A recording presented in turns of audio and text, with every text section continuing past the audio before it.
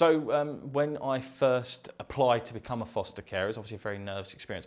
The West Sussex, they asked you to come along for an induction day, which is like an introduction to foster caring, And we have one in our local village hall, and there's often there a social worker and a foster carer, and they'll give you a presentation, tell you about different types of fostering, what you can expect from them and what they would expect from a foster carer. What I really liked about it, and what was really supportive of West Sussex, is that they had not just a social worker there, someone who works 9 to 5, they actually had foster carers who would live in and breathe in it at the time. So you could ask the real nitty-gritty questions.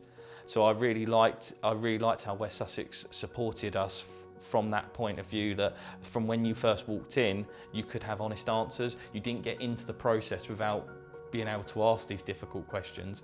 And then when we had our assessment, we were allocated a social worker who come to our house. She was really lovely, really respectful, and every step of the way through the assessment, not only did she just get the information from us, she helped us understand why she needed that information. She would give us we have to talk about a lot of personal things from our own childhoods and upbringings. She was very good at understanding, helping us understand that it's natural to maybe feel a bit unsure of the questions, or it might bring up certain feelings or thoughts, and she was very supportive in that, and she saw us right through to panel. So when you go to panel and you get approved, you go in front of people and they read through all your information and they agree whether you should be or shouldn't be a foster carer, and they throw questions at you.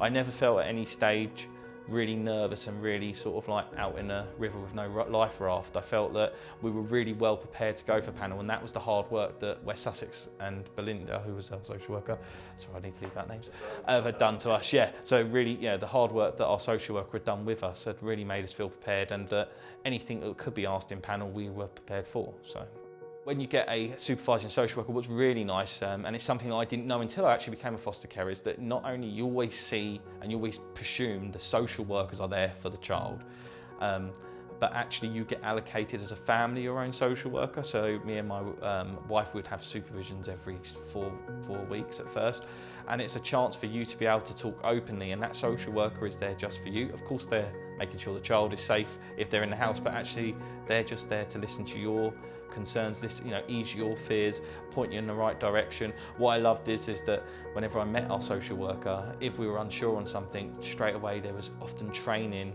or support groups to actually help you feel more confident in that area where maybe you were not feeling as confident. So therefore, if you need to go on a certain training, they would book that for you.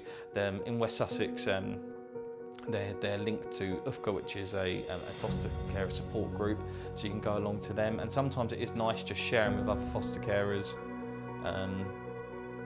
your experiences and theirs, and sort of getting a different perspective on things, and having real life people. Like I say, it's so nice to have support people that are there who have lived it, fostering, not just been 9 to 5 and it's good, all that access.